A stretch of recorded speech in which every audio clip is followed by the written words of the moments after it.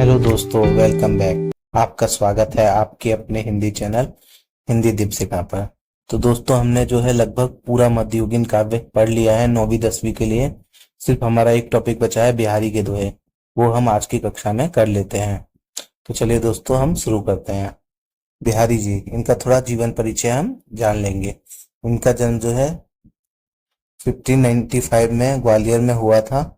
ये राजा जयसिंह के दरबार में रहकर काव्य रचनाएं करते थे। उनकी कविताओं का मुख्य विषय श्रृंगार है। आचार्य रामचंद्र शुक्ल ने जो है बिहारी को रसवादी माना है, जबकि डॉक्टर नगेंद्र ने ध्वनिवादी आचार्य स्वीकार करते हैं। बिहारी सस्सई श्रृंगार रस का एक अमर ग्रंथ है। भाव, भाषा, अलंकार और नायिका भेद की दृष्टि से यह एक अत्यंत महत्वपूर्ण कृति है। लल्लू लाल जी ने जो है बिहारी सस्सई पर लाल चंद्रिका नाम से टीका लिखी एवं बिहारी सस्सई पर सबसे प्रमाणिक टीका बाबू जगन्नाथ दास भटनागर की मानी जाती है। तो चलिए दोस्तों, हमने ये जो है इनका मोटा मोटा जीवन परिचय देख लिया। अब जो है हम इनके दोहे पढ़ लेते हैं। दोस्तों, हम एग्जाम के दृष्टिकोण से जो महत्वपूर्ण दोहे हैं उन्हें ही देखेंगे। चलिए दोस्तों, शुरू करते हैं। पहला दोहा। मेरी भव बाधा हरो, राधा नागरी सोई, जातन की छाई परे, श्यामु हरित दुति होई।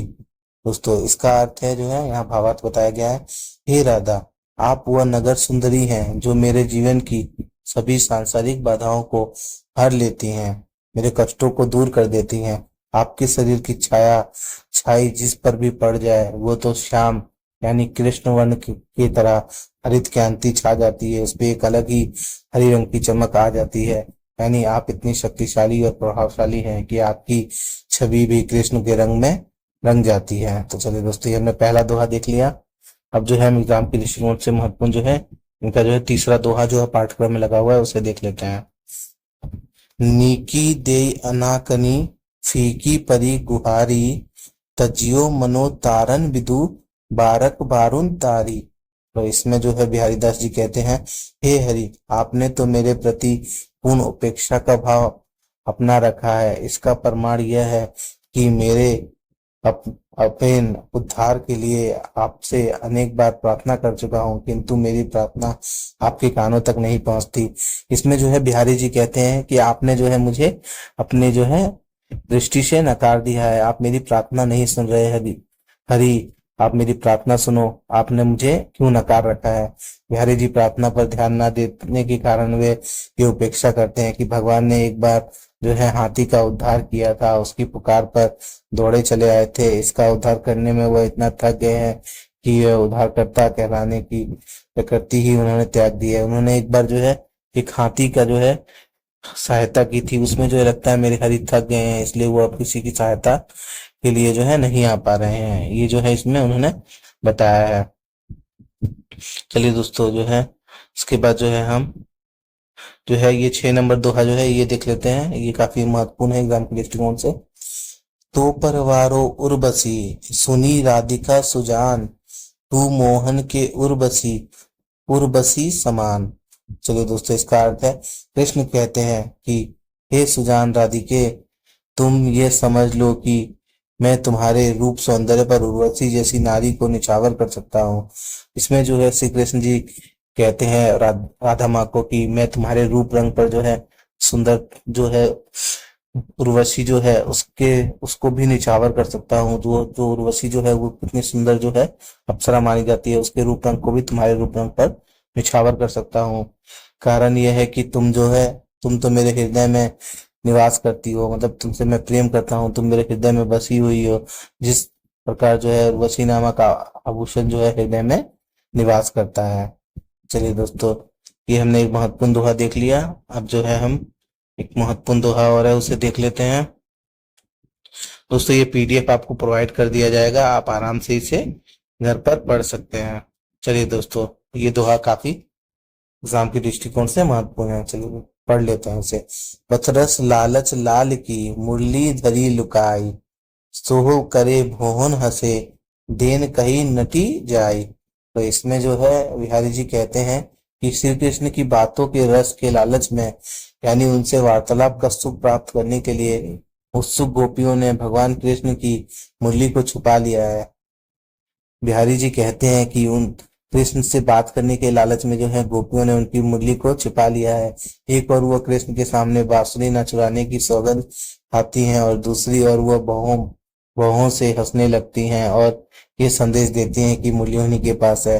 वो उनकी मुरली को चुरा लेती हैं और उन्हें तंग करती हैं और हंस हंस कर उनका जो है मजाक बनाती हैं और वो क्या बोलते हैं, मुरली को रख लेती हैं और वो अपनी चंचलता जो है उनके सामने हंस हंस कर अपनी भौहों से प्रकट करती हैं। परंतु जब श्री कृष्ण मुरली देने को कहते हैं तो वो नाट जाती हैं, यानी मना कर देती हैं कि मुरली उनके पास नहीं है। वो उन्हें मुरली नहीं देना चाहती क्योंकि वो उनकी वाणी में खो जाना चाहती हैं। गोपियां श्री कृष्ण से ऐसा व्यवहार इसलिए करती हैं ताकि वो ज्यादा से ज्यादा समय तक प्रभु की श्री कृष्ण से सुख के और दुख के उनकी बातें कर सके, उनकी बातों से आनंद ले सके। इसलिए वो जो है उन्हें मुरली नहीं देती है, क्योंकि मुरली देने के बाद जो है श्री कृष्ण वहां से चले जाएंगे, इसलिए वो मुरली छिपाकर उनके साथ जो है आनंद के कुछ पल व्यतीत करना चाहती हैं। तो चलिए दोस्तों, ये हमने जो है देख लिया ये वाला दोहा। दोस्तों एग्जाम के दृष्टिकोण से ये सारे कुछ दोहा बहुत महत्वपूर्ण है। तो दोस्तों ये 14 नंबर दोहा जो यहाँ दिया हुआ है इसे हम देख लेते हैं।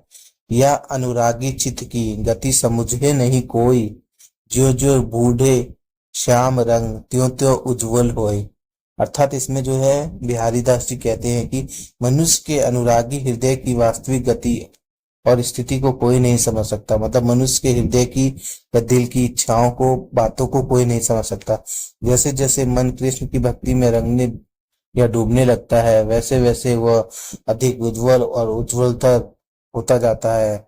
मतलब जो है ये कहते हैं कि जब जब कृष्ण की भक्ति में मन जो है डूबता है तो वो डूबते डूबते और भी उज्जवल और निखरने लगता है।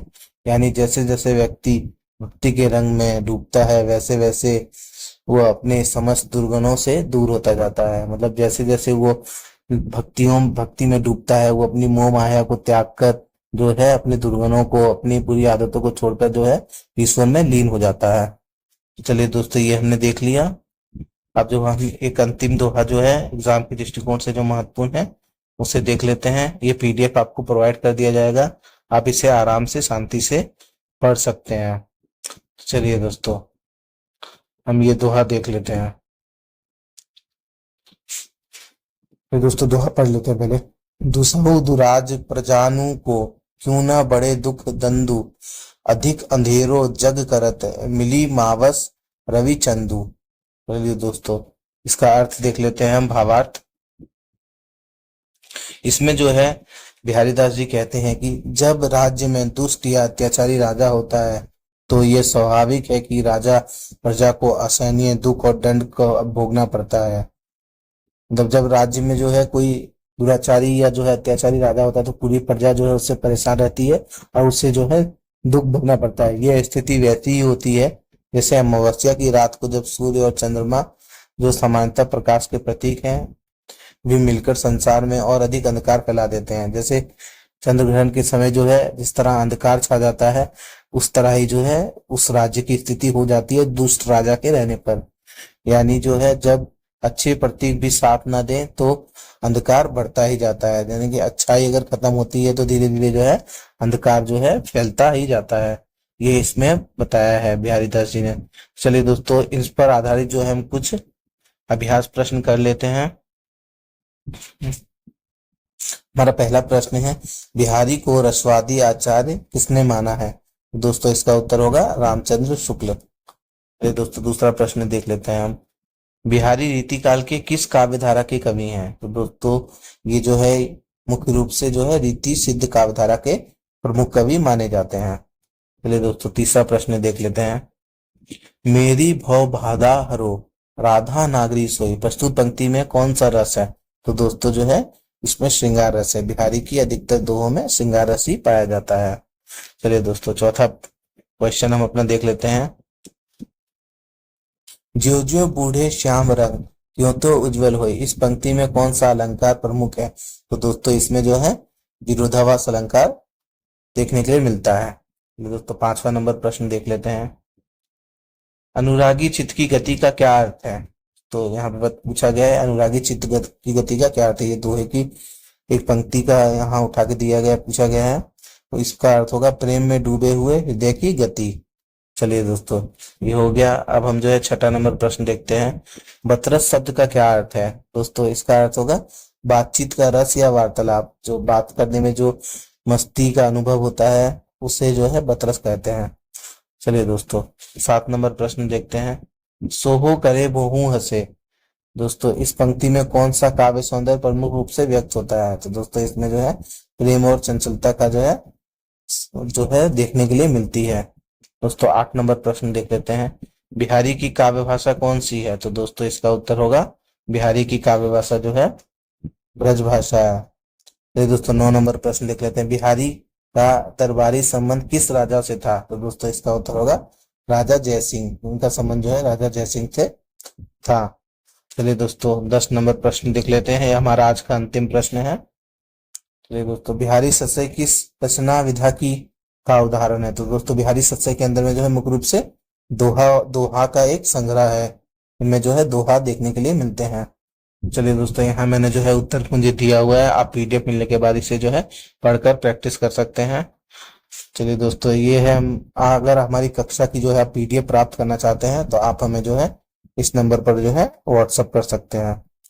दोस्तों आशा करता हूँ कि आपको हमारी कक्षाएं पसंद आ रही होंगी। हम जल्द से जल्द जो है सारा सिलेबस जो है कंप्लीट कराने की पूरी कोशिश करेंगे। और दोस्तों हम आशा करते हैं कि आप भी जो है अपनी तैयारी में जुटे होंगे और सारे जो है क्लासेस को अच्छे से कर रहे होंगे। चलिए दोस्तों, धन्यवाद।